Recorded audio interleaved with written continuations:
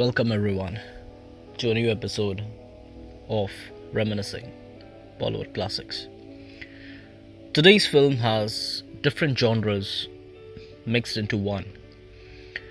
It is like a special cocktail with the best of all worlds coming together in one special drink.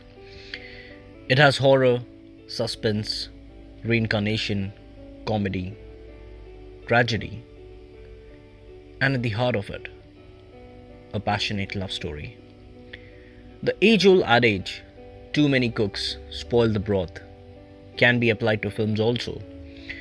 Too many genre elements can spoil a film. But what if the dish is cooked by someone who is a genius of his craft? The genius I'm talking about is Mr. Bimal Roy, and the dish I'm talking about is the 1958 classic Madhumati. Mr. Bimal Roy was completely out of his comfort zone in this film because this time he was directing a quintessential Bollywood film, which was a departure from his past films like Devdas, Do Biga Zameen, and Parinita. Usually, getting out of comfort zones makes people uncomfortable, but it just brought out the best in Mr. Bimal Roy. Madhumati became the highest grossing Indian film of the year. The story begins with Devinder, played by Mr. Dilip Kumar, taking shelter in a rundown bungalow to protect himself from the torrential rain. He sees a painting of the previous and the last occupant, Ugra Narayan, played by Pran Saab, and he realizes that he himself had painted that picture. He does not remember painting it, but slowly, as he familiarizes himself with the bungalow, he realizes that he has visited the place in his past life. He enters a trance state and starts to relive the memories of his past life, and thus begins the riveting story of Madhumati. Devinder was Anand in his past life, an educated man who comes to a remote, quaint, hilly village as a manager of a timber estate. He falls in love with the tribal girl Madhumati, played by Mrs. Vijayantimala. Love blossoms between them. However, Ugra Narayan, played by Pran Saab, the owner of the estate, becomes jealous and decides to put an end to the relationship. Will he succeed? Or will the love of Anand and Madhumati survive the vile attempts of Ugra Narayan and become immortal? It is a fascinating tale of love, loss, and revenge. Reincarnation is a theme explored many times in Bollywood. The notable examples are Kars, Karan Arjun, Milan, and the underwhelming Om Shanti Om, which was heavily inspired by Madhumati. Madhumati has been the inspiration for many reincarnation movies, but Madhumati is the best of the lot. It is the case of the master being better than his apprentice. Reincarnation is a fascinating phenomenon, and it has divided scientists over the years. Some believe in the phenomenon wholeheartedly, whereas many others don't. Many Lives, Many Masters, a book by Mr. Brian Weiss, which deals with past life therapy, is a captivating read. But book aficionados have been divided about how much of it is true. Our very own India has the famous Shanti Devi case of the 1930s, which is still hotly debated. But I'm sure both sides accept that it is an enticing topic.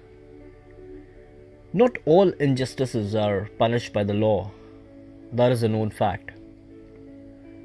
Another interesting thing is that the law punishes you for your crimes, not for your sins. But what if? And there is a big if in that. What if the universe has some mechanism to ensure that no crime or sin goes unpaid? all debts will be paid, if not in this life, then in the next. Madhumati is filled with a sense of dread looming over the young lovers. The cinematography by Mr. Dalip Gupta is top notch. He beautifully captures the scenic locations, but as a viewer, you know that beneath all that beauty lurks a beast in waiting. The essence of Madhumati, the heart and soul of this evocative film, are its songs. As the movie oscillates through different moods, so do the songs.